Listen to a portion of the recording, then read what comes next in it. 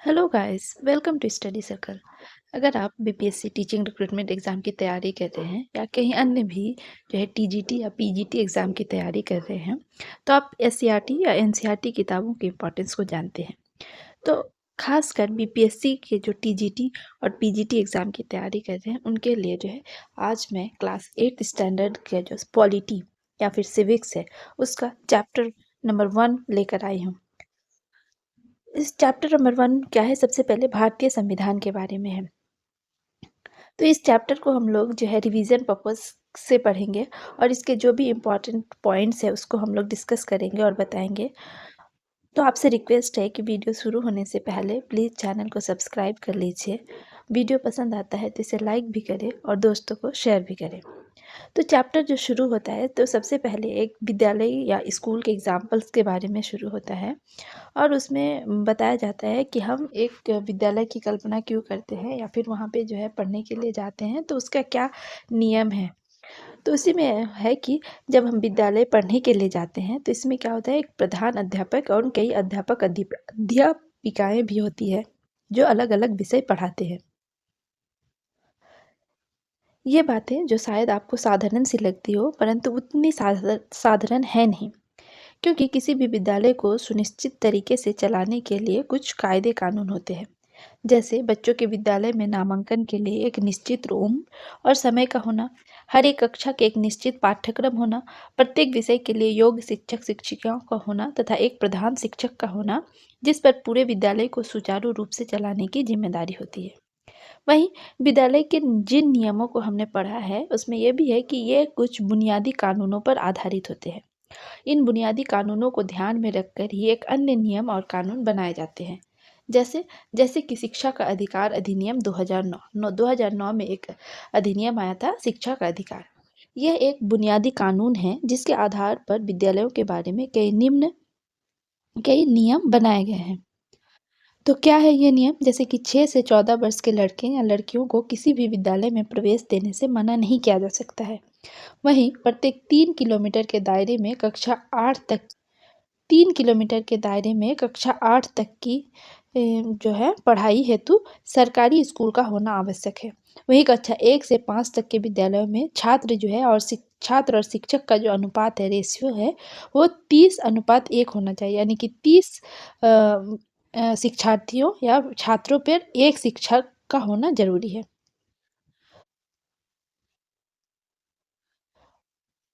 भारतीय संविधान अंग्रेजी हुकूमत के खिलाफ लंबे संघर्ष एवं अन्य देशों के संविधानों के अनुभवों का नतीजा है।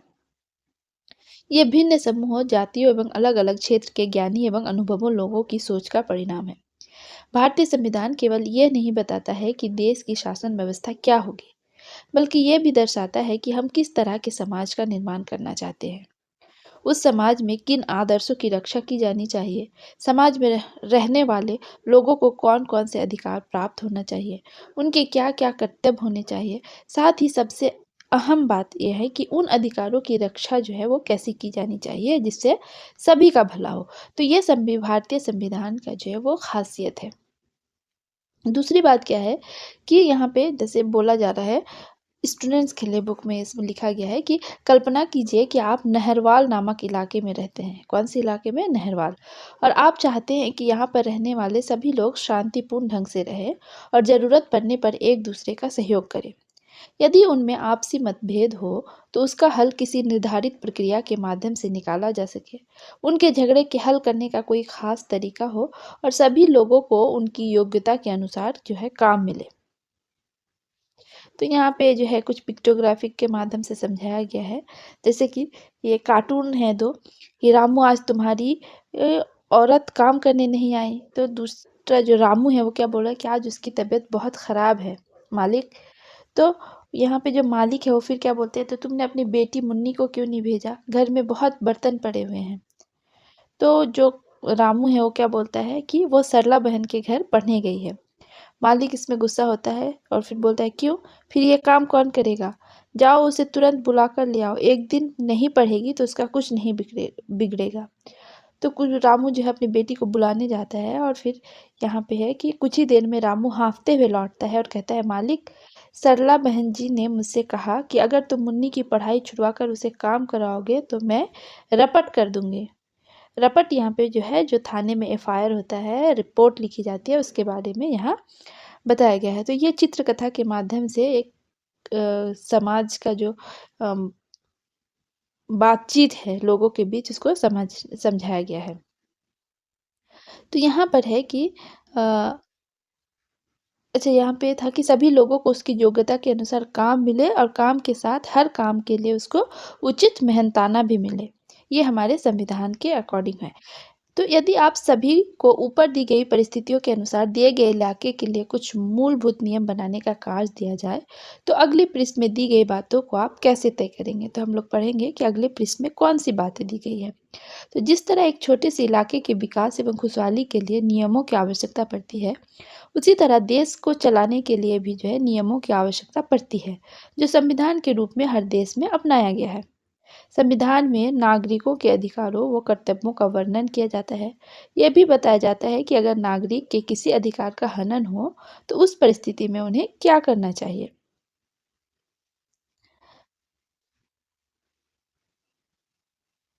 तो यहाँ पर है कि संविधान क्या है? अगर कोई पूछे कि संविधान क्या है, तो इसका आंसर होगा कि संविधान केवल नियमों एवं कानूनों का संग्रह नहीं है, जो समाज के राजनीतिक पहलू को बताता है, बल्कि यह लोगों के दैनिक जीवन के क्रियाकलापों को भी कहीं न कहीं प्रभावित करता है।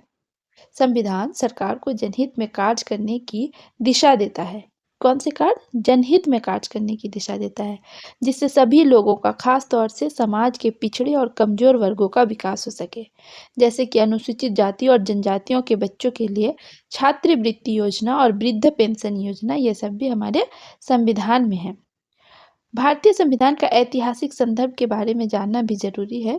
तो यहाँ पे हम लोग जानेंगे कि भारतीय संविधान का इतिहास क्या है। अध्याय के पिछले भाग में हमने पढ़ा कि संविधान क्या है और उसकी आवश्यकता हमें क्यों पड़ी। अब इस भाग में हम पढ़ेंगे कि संविधान निर्माण के ऐतिहासिक संदर्भ को समझने की कोशिश करेंगे। हम ये जानने का प्रयास करेंगे कि वे कौन-कौन सी ऐतिहासिक घटनाएं हैं जिन्होंने भारत के संविधान को एक खास रूप देने में महत्वपूर्ण योगदान दिया। तो ये एक चित्र है, यहाँ पे देख सकते हैं कि संविधान पर जवाहरलाल नेहरू जी हस्ताक्षर हस्ताक्षर कर रहे हैं। किसी भी संविधान के स्वरूप को समझने के लिए ये जानना जरूरी है कि उसका निर्माण किन परिस्थितियों में हुआ और वो प्रभावशाली है या नहीं। उस देश में रहने वाले लोगों के ऐतिहासिक, सामाजिक, आर्थिक, राजनीतिक एवं सांस्कृतिक पृष्ठभूमियों को उसमें शामिल किया गया है या नहीं। उस देश के विभिन्न वर्गों व समाज के हितों को ध्यान में रखा है या नहीं। सबसे अहम मुद्दा है कि संविधान बना कैसे और उसे बनाने की प्रक्रिया में उस देश के सभी वर्गों के लोग शामिल हो पाए थे या नहीं। सन 1885 में भारतीय राष्ट्रीय कांग्रेस के गठन के बाद आने वाले कुछ वर्षों में ही भारतीय राष्ट्रीय कांग्रेस और देश के कई अन्य संगठन संवैधानिक सुधारों और कानून बनाने वाली संस्थाओं में भारतीयों को अधिक से अधिक संख्या में शामिल करने की मांग करने लगी। ये कब हुआ? तो यहाँ पे ये जो डेट दिया हुआ है सन 1885, ये बहुत इंपॉर्टेंट है। सन 1885 में भारतीय राष्ट्रीय कांग्रेस का गठन हुआ और इस गठन से भारत में जो है बहुत सारे चेंजेज, बदलाव देखे गए। उसमें से जो सबसे प्रमुख बदलाव ये था कि ये एक ऐसा मजबूत संगठन है जो क्या है, संवैधानिक सुधारों और कानून बनाने वाली संस्थाओं में भारतीयों को अधिक से अधिक संख्या में शामिल करने की मांग करने लगा। कांग्रेस के नेता जो है अंग्रेजी सरकार की भारत के बारे में बनाई जा रही नीतियों की आलोचना करते हुए आमतौर पर यह सवाल उठाते थे कि अंग्रेज सरकार ने जो अधिकार अपने देश इंग्लैंड के नागरिकों को दिए हैं, वो क्या है, अधिकार भारत के नागरिकों को क्यों नहीं दिए जा रहे हैं। जैसे कि मत देने का अधिकार, चुनाव लड़ने का अधिकार, अपनी इच्छा अनुसार व्यवसाय करने का अधिकार, ये सब के लिए जो है कांग्रेस पार्टी अंग्रेजों से लड़ रही थी। तो यहाँ पे दो चित्र जो है यहाँ पे दिया हुआ है। एक तो ये है कि ये, और इन सब जो है परिवर्तन का और कांग्रेस पार्टी का जो है अंग्रेजों को जो दबाव दिया जा रहा था, इसके कारण क्या क्या थे। तो जो पहला था कि जालियांवाला बाग हत्याकांड से जो है अंग्रेजों के प्रति लोगों के मन में जो विद्वेष की भावना उठ गई थी, और दूसरी अंग्रेजों द्वारा भारतीय किसानों को नील खेती के लिए मजबूर भी किया जा रहा था। इससे भी जो है भारतीय अंग्रेजों से त्रस्त हो गए थे और ये अब आज़ादी की मांग करने लगे थे। वे अपना अलग संविधान और कानून चाहते थे जिससे उनके अधिकारों की रक्षा हो। तो भारत के लोगों की शुरुआती मांगों में मुख्य रूप से ये बात शामिल थी कि भारत के लिए कानून बनाने वाली संस्था जैसे कि नेशनल असेंबली आदि में भारतीय प्रतिनिधियों को अधिक से अधिक संख्या में जो है वो शामिल किया जाए। असेंबली में बजट पर प्रश्न पूछने का अधिकार दिया जाए एवं भारत के न्यायाधीशों को यूरोप में तथा अन्य देशों तक इंग्लैंड के नागरिकों के खिलाफ मुकदमे सुनने का अधिकार दिया जाए। इसी बीच घटी जो है अन्य घटनाओं ने भी संविधान की मांग को प्रभावित किया। तो क्या था कि नेशनल असेंबली जो होती थी, जो नेशनल असेंबली क्या था, अंग्रेजों के द्वारा बनाई गई एक असेंबली थी। उसमें भारतीयों का मांग ये था कि भारतीय प्रतिनिधियों को अधिक से अधिक संख्या में शामिल किया जाए। दूसरी की जो असेंबली में बजट पेश होता है उसमें भी भारतीयों को प्रश्न पूछने का अधिकार दिया जाए और भारत के जो न्यायाधीश है उनको उनको यूरोप में तथा अन्य देशों तक इंग्लैंड के नागरिकों के खिलाफ मुकदमा सुनने का अधिकार दिया जाए। तो 1920 में भारतीय राष्ट्रीय कांग्रेस ने भारत के लोगों द्वारा अपना संविधान खुद बनाने की स्पष्ट मांग रखी। कब रखी? 1920 में। और सन 1928 में मोतीलाल नेहरू एवं कांग्रेस के 8 अन्य जो है नेताओं ने भारत के संविधान की एक नई रूपरेखा तैयार की। इसे नेहरू रिपोर्ट भी कहते हैं। और 1931 में कराची में हुए भारतीय राष्ट्रीय कांग्रेस के अधिवेशन में, ये डेट्स बहुत इंपॉर्टेंट है, 1931 में कराची में हुए भारतीय राष्ट्रीय कांग्रेस के एक अधिवेशन में भारतीय संविधान की रूपरेखा से संबंधित प्रस्ताव पेश किया गया और इन प्रस्तावों में कुछ बुनियादी मूल्यों का समावेश किया गया, जैसे सार्वभौमिक वयस्क मताधिकार, स्वतंत्रता और समानता का अधिकार, संसदीय एवं उत्तरदायी सरकार एवं अल्पसंख्यकों के अधिकारों की रक्षा। तो ये कब हुआ था? जब कराची में 1931 में राष्ट्रीय कांग्रेस का जो है भारत अधिवेशन हुआ था। दूसरी बात हुई थी कि 1934 में एक और अधिवेशन में क्या हुआ, एक स्वतंत्र संविधान सभा की मांग की गई और जो द्वितीय विश्व, और हम जानते हैं कि 1934 के बाद क्या होता है, 1939 में 39 में जब द्वितीय विश्व युद्ध शुरू होता है, तो द्वितीय विश्व युद्ध के दौरान जो है स्वतंत्र संविधान सभा की मांग और भी तेज हो गई थी। अंततः अंग्रेजों को क्या है, दिसंबर 1946 में संविधान सभा का गठन करना पड़ा और जिसके अंतरिम अध्यक्ष थे कौन थे? डॉक्टर सच्चिदानंद सिन्हा। और उनकी अध्यक्षता में डॉक्टर राजेंद्र प्रसाद जो है वो संविधान सभा के निर्वाचित अध्यक्ष बनाए गए। तो अंतरिम अध्यक्ष कौन थे? डॉक्टर सच्चिदानंद सिन्हा थे और उन्हीं की अध्यक्षता में फिर जो है डॉक्टर राजेंद्र प्रसाद को संविधान सभा का निर्वाचित अध्यक्ष बनाया गया। और कब बनाया गया? दिसंबर 1946 में। और कौन से दिसंबर? ये हुआ 25 दिसंबर या 26 दिसंबर कुछ होगा, मैं अभी डेट्स में थोड़ा सा कंफ्यूज कर रही हूँ।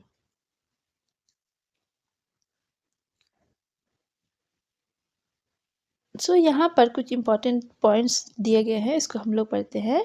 कुछ जानने योग्य बातें हैं कि भारतीय संविधान लिखने वाली सभा में 299 सदस्य थे। कितने सदस्य थे? 299। और उसकी प्रारूप समिति, ड्राफ्टिंग कमेटी के अध्यक्ष जो थे वो डॉक्टर भीमराव अंबेडकर थे। संविधान सभा चुने गए जनप्रतिनिधियों की सभा है जो संविधान लिखने का कार्य करती है। संविधान सभा ने 9 जनवरी 1946 को संविधान बनाने का कार्य शुरू किया।